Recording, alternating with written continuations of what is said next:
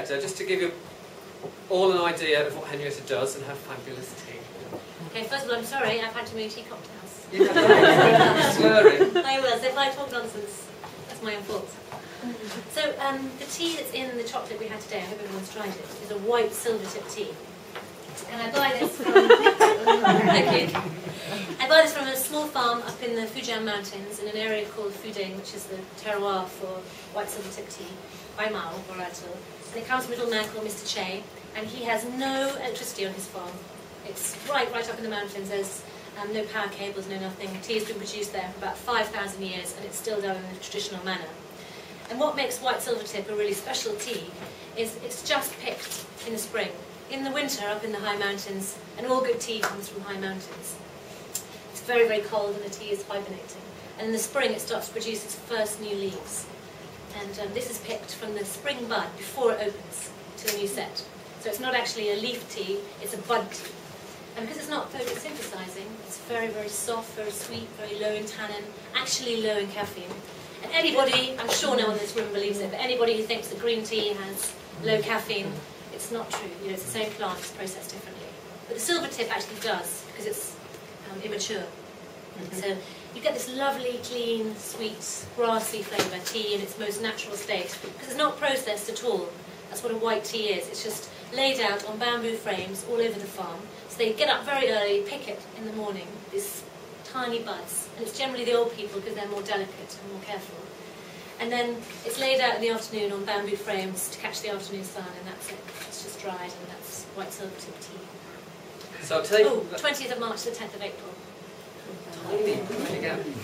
So finding a chocolate to blend with the tea was quite tricky.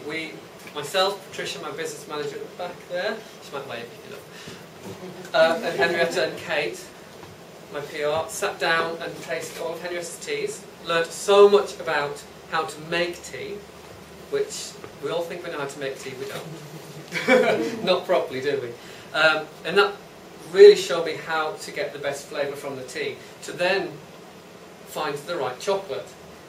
And we had an amazing time tasting the tea because so many of the flavours that are in tea are represented in the chocolate and matching in the chocolate. For example, there are tannins in tea, there's a lot of tannins in chocolate, as some of you may or may not know. So some chocolate can have a much more bittersweet flavour than others. Well, for this one it was quite tricky, because as Henrietta said, it's a very delicate tea.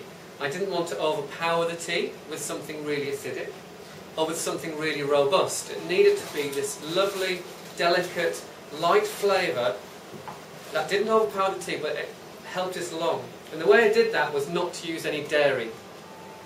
There is a trend in water ganaches at the minute with chocolate, which means not putting any milk, butter, cream, anything dairy-based in it.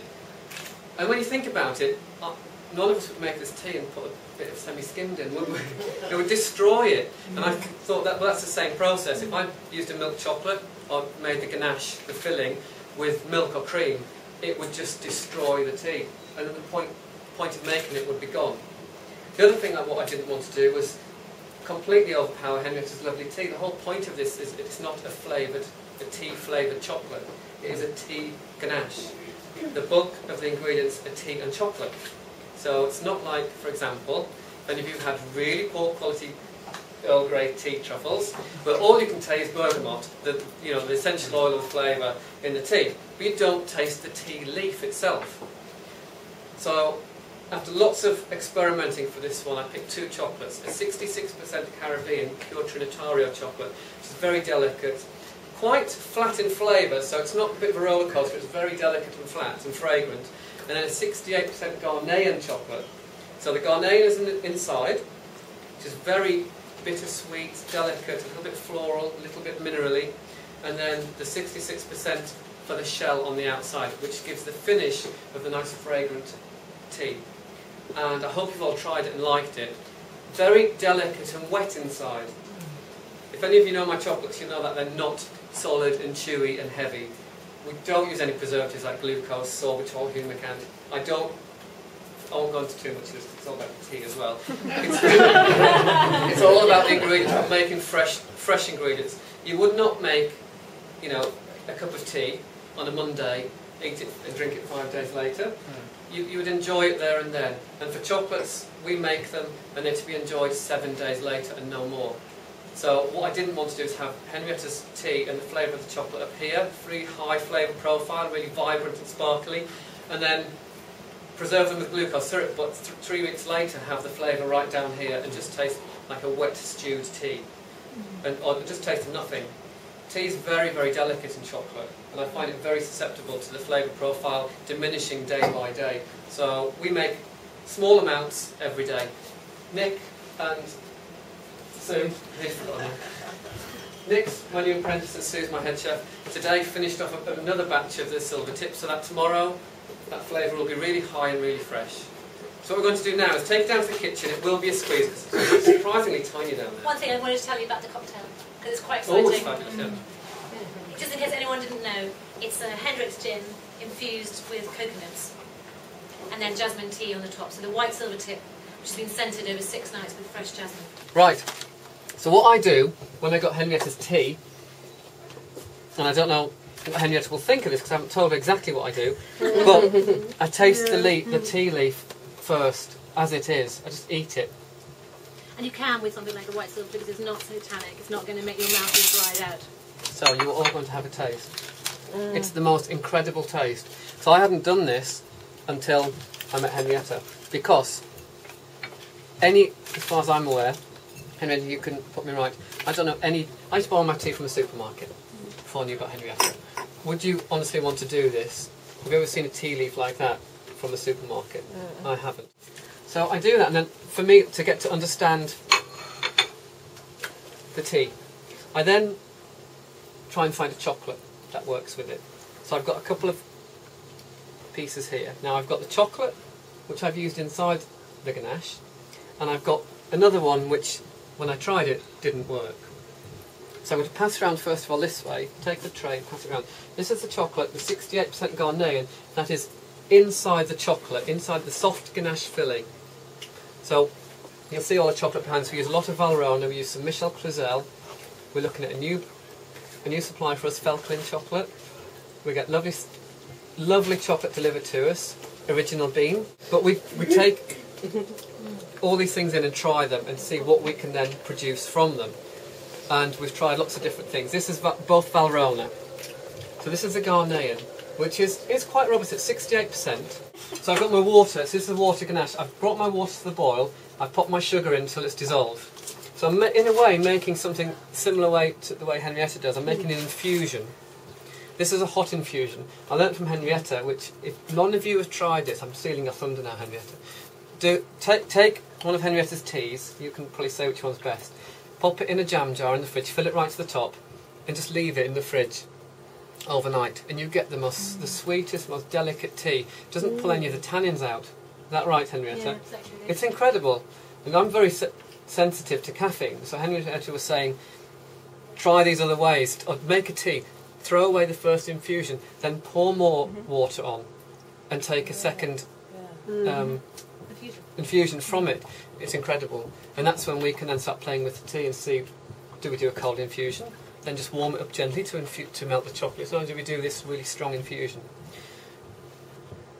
And for this one, it didn't work as a cold infusion. It was too delicate. The chocolate killed it. So what I did, I took all of the tea, popped it in to the water, and this is where Henrietta might absolutely kill me. I brought it to the boil. But that's okay, because you want to bring out strong flavours, you want to bring out the bitter tannin. Exactly. If you're drinking it and you want the sweet flavours, you keep it below. Draw it all out. So I'm going to leave that in there and let it come to the simmer. I'm making a really, really, really strong tea. As strong as I can possibly get. Here it goes. You're all going to taste a little bit of this in a second to show you. How many grams of sugar is in there? 500 grams of sugar to 1.5 litres of water and 50 grams of tea. And you might think that's going to completely kill the tea, but it comes out really fragrant. And if you're like me and you've got a little bit of a sweet tooth, it works really well. This is now coming to the simmer.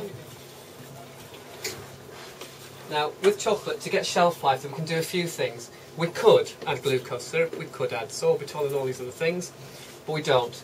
The sugar will help as a preservative, but boiling Now, depending on the recipe, it depends on how long we boil it. So, for example, when I make my champagne truffle, we don't boil the champagne at all because we don't boil off the alcohol. If we're making a chili truffle, we'll give it a vigorous boil for 2 to 3 minutes to kill any bacteria. For the tea, I bring it up to the simmer, take it off, and leave it. Well, that's perfect then, because that's not the rolling boil, that's the perfect temperature for the tea. Yeah, it's about 90 degrees, isn't it? Let it infuse. Can anyone smell it? If you want to pop your head over, please do. So they're the leaves. Now, we don't throw these away. Make some tea tomorrow. Seriously. Yeah, it'll be delicious It's tomorrow. a very delicate, much lower caffeine. Yeah. And with that little sugar, So it'll very preserve it delicate. nicely over the night as well. That's what I need for tomorrow morning. So keep those, squeeze them out. I kept all the coconuts that I'd infused the gin in as well. Oh my goodness. I don't know what I'm going to do with them. It tastes really good. Put them in ice cream. Just put them in ice cream or something. And then I'm just going to whisk that through. That's it. One thing a lot of chefs have said, and people who've come into our business, is your recipes are so simple. Because the chocolate's such a short shelf life, we don't need to start adding loads and loads and loads of ingredients. And we're not trying to flavour it, we're trying to make a tea chocolate. So we don't have to add oils then, and we don't have to add the sorbitol, and we don't have to add glucose, and so on and so on. That's it. It's basically a cup of tea with lots of chocolate in it. And when it cools down, it will begin to set. The one thing you'll find is when you taste it now, it won't taste as strong as when it's cold. When my guys are all learning from the beginning, ganaches that we make are stronger once they've rested and cooled down. The thing that I'm really, really, really dying to do, which I think in winter though, is Henrietta's Lapsang Souchong, which is very, very rare and very special.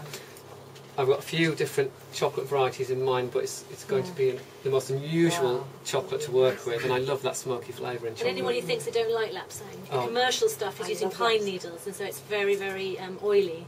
And the really good stuff is using the barkless pine wood, and it's really gentle, I've really never soft. had lapsang like it. We've got jasmine tea to come, we've got green tea to come, we've got oolong.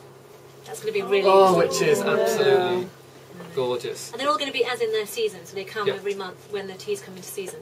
So from now on, every month there'll be a new tea chocolate.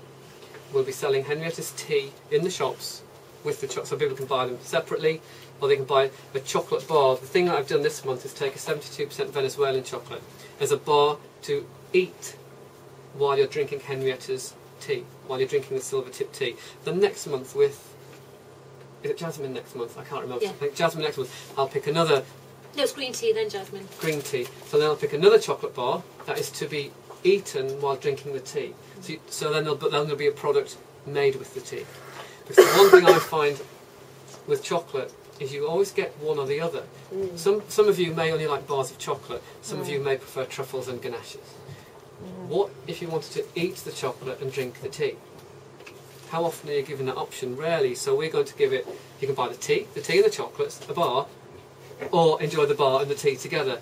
And it's a completely different experience drinking Henrietta's tea and eating the bar than having it combined together as a chocolate.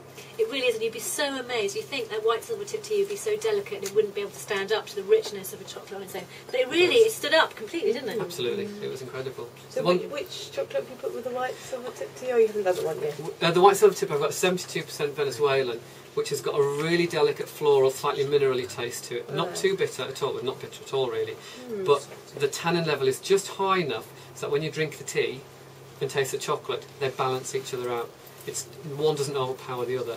But interestingly, it's not either of the chocolates used in the ganache, because blending those together was a completely different eat-drink than having them separately. So it's not always going to be the same.